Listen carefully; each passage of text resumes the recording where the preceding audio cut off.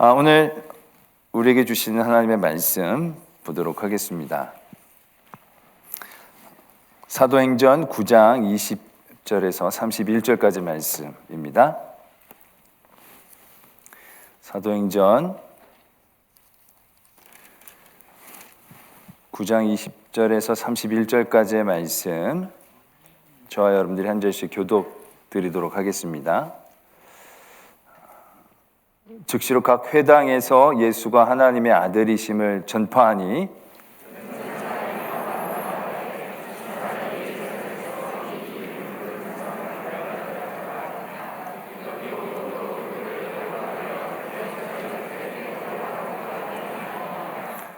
사울은 힘을 더 얻어 예수를 그리스도라 증언하여 다메섹에 사는 유대인들을 당혹하게 하니라.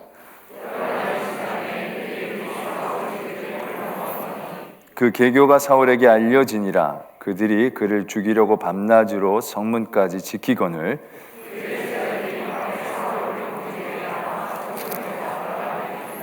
사울이 예루살렘에 가서 제자들을 사귀고자 하나 다 두려워하여 그가 제자됨을 믿지 아니하니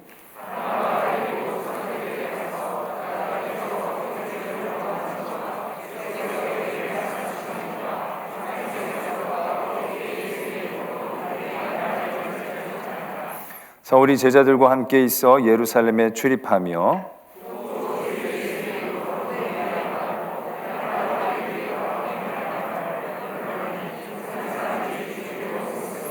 형제들이 알고 가이사라로 데리고 내려가서 다소로 보내니라. 그리하여 온 유대와 갈릴리와 사마리아 교회가 평안하여 든든히 서가고 주를 경외함과 성령의 위로로 진행하여 수가 더 많아지니라. 아멘. 시간이 많이 갔지만 또 오늘 세례와 입교를 하신 분들에게는 또 너무 필요한 말씀이기 때문에 전하고자 합니다. 그렇게 길게 전하지는 않겠습니다. 저를 믿으시죠? 너무 낙심하지 마시고 소망함으로 말씀을 잘 들어주시기를 바라겠습니다. 오늘 우리가 읽은 말씀은 이전에 사도 바울이 사울이었을 때에 다마삭으로 가는 길에서 예수 그리스도를 만나고 회심하는 과정들이 쭉 적혀져 있습니다. 우리는 한 사람이 예수 그리스도가 찾아오셔서 또 만나주시고 그 사람이 믿음의 자리에서 시작하는 그 과정들을 오늘 발견하게 됩니다. 그 과정 가운데에서 우리가 이제 제대로 믿기 위해서 필요한 몇 가지를 살펴보고자 합니다. 첫 번째는 사도 바울이 예수 그리스도를 만나고 난 다음에 그 직후의 그의 모습입니다. 오늘 본문에는 포함되어 있지 않았지만 그 앞절에 보면 사흘 동안 보지 못하고 먹지도 마시지도 아니했다 이렇게 적고 있습니다. 지난 수요일이었던가요? 야곱에 대한 은혜를 우리가 나누면서 야곱이 하나님의 큰 은혜를 받기 위해서 그가 했던 가장 지혜로운 행동 한 가지를 들라고 한다면 그가 야복강 나루토에서 모든 가족과 재산을 넘겨 보낸 다음에 홀로 남았더라 라는 것이었습니다. 그가 홀로 남았을 때에 하나님이 그를 찾아와 주셨고 그를 만나 주셨고 그와 겨루어 주셨고 그래서 하나님의 은혜와 복을 받을 수 있게 되었다라는 것입니다. 어떻게 보면 하나님이 기다리셨고 하나님이 그 모든 일을 하셨습니다. 그 모든 하는 일 중에 결국 야곱이 해야 할 일들이 딱 한 가지가 있다면 뭘 준비하고 뭘 예비하고가 아니라 하나님 앞에 홀로 나가는 자리, 그 자리가 참으로 중요한 자리이다라는 은혜를 나눴습니다. 오늘 사도 바울도 마찬가지입니다. 다메섹 도상에서 그가 그렇게 박해했던 예수 그리스도를 만난 다음에 그는 홀로 섭니다. 사흘 동안 먹지도 마시지도 않고 그의 삶의 자리들을 아마 되돌아볼 수밖에 없었을 것입니다. 그건 눈도 보이지 않았고요. 그래서 뭘 찾아다니고 뭐 나으려고 애를 쓰지 않았습니다. 그냥 그 상태에서 그는 가만히 있었습니다. 그동안 자기가 했던 모든 일들을 바라보고 또한 그 가운데에서 오늘 그 뒤에 얘기들을 바라보면 예수님께서 아나니아를 찾아갔듯이 사도 바울을 또 만나주시는 거죠. 그가 홀로 남았을 때 하나님은 우리에게 오십니다.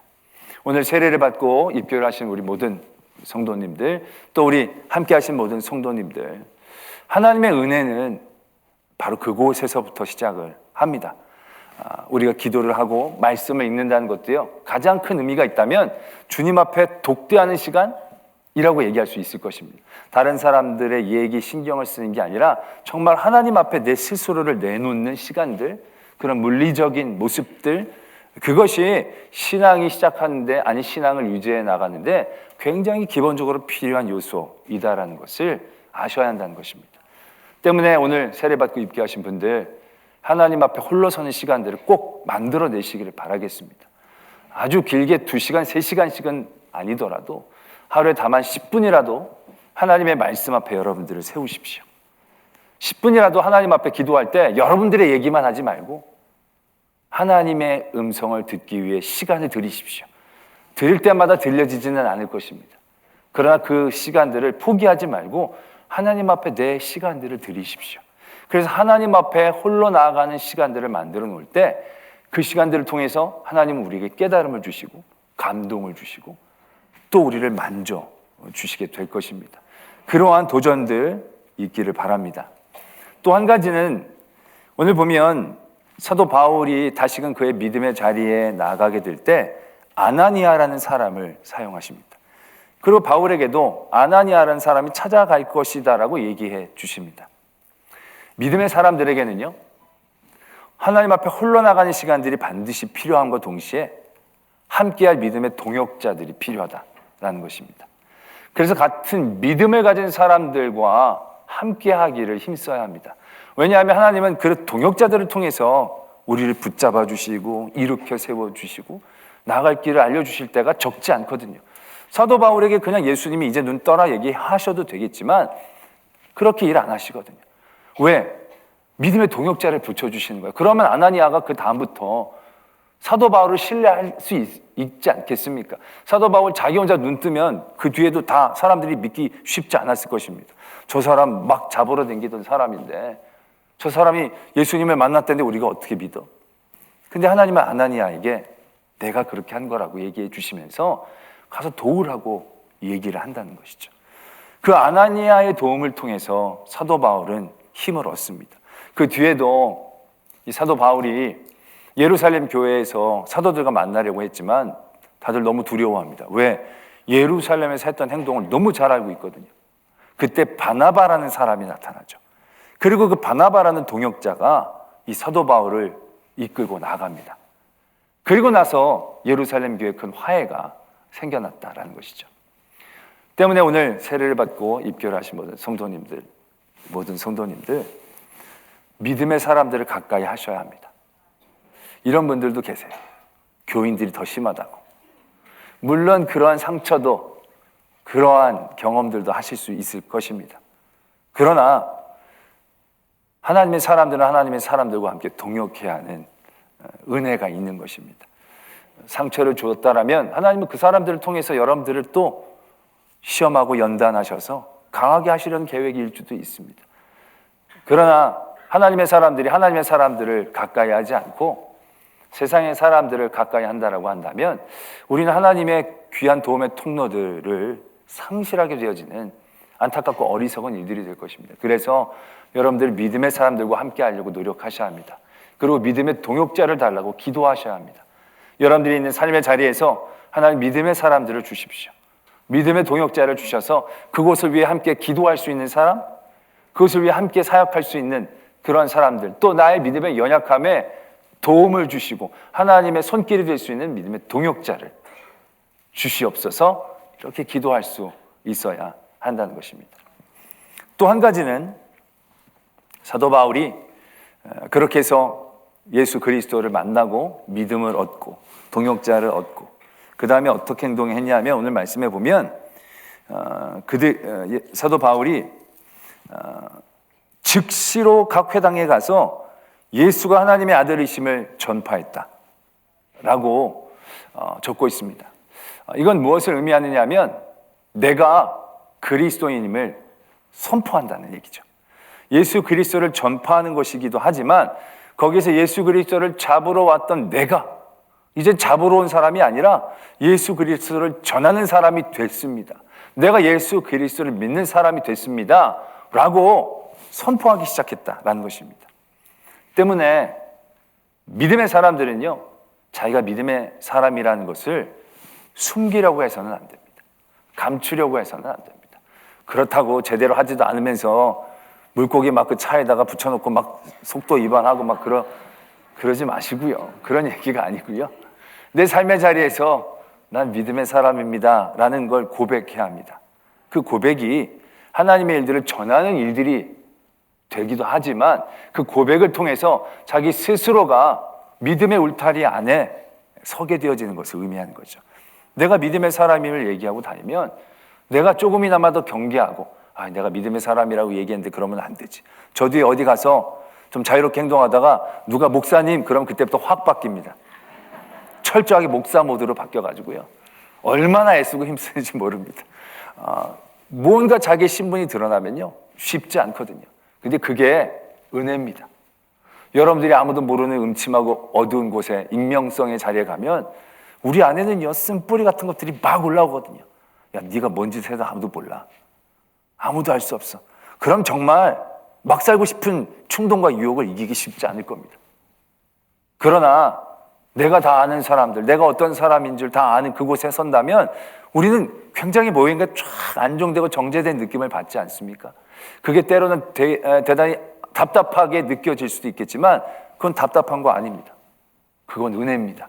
하나님이 우리를 붙잡아 주시는 은혜가 되어진다는 거죠.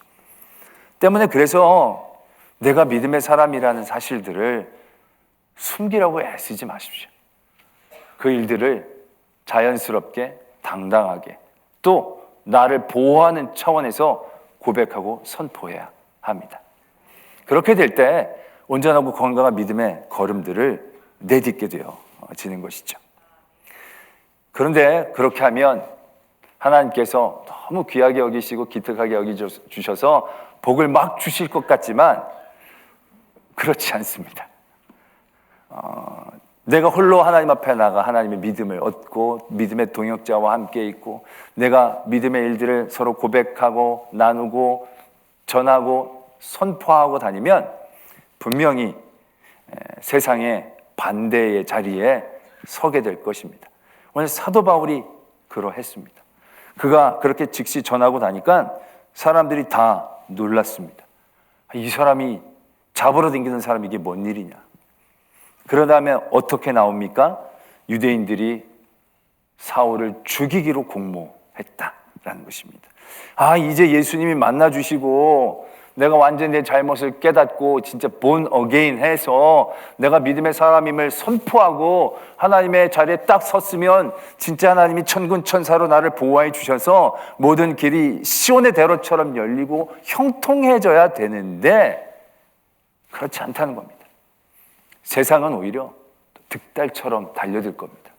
더 우리의 믿음의 심지를 꺾으려고 할 것입니다. 내가 어디 가서 믿는다는 얘기하지 못하도록 비아냥거리고 핀잔 주고 조롱하고 때로는 굉장히 험한 대우를 당할 수도 있을 것입니다. 그러할 때 여러분들께서 이게 뭔가 잘못됐나 보다. 하라는 대로 다 했는데 왜 이렇게 됐나 생각하지 마십시오. 그게 정상입니다. 그게 이제 잘 되는 길입니다. 아무 일도 없다. 그럼 여러분들 굉장히 경각심을 가지셔야 합니다. 내가 뭔가 잘못하고 있구나. 내가 이렇게 선포도 하고 막 믿음의 동역자들 열심히 했는데 아무도 나를 핍박을 안 해. 아무도 나를 조롱을 안 해. 이거 왠지 시온의 대로 같은 길에 가. 이거 뭔가 잘못된 겁니다. 다시 한번 자기를 되돌아봐야 합니다. 뭔가 잘못 선포했거나 잘못 고백했거나 내 인간적인 욕심을 아직 숨기고 있거나 분명히 그럴 겁니다. 모든 믿음의 사람들이요. 믿음의 자리에 결단하며 서게 될 때 악한 권세들은 그것을 그대로 두지를 않습니다.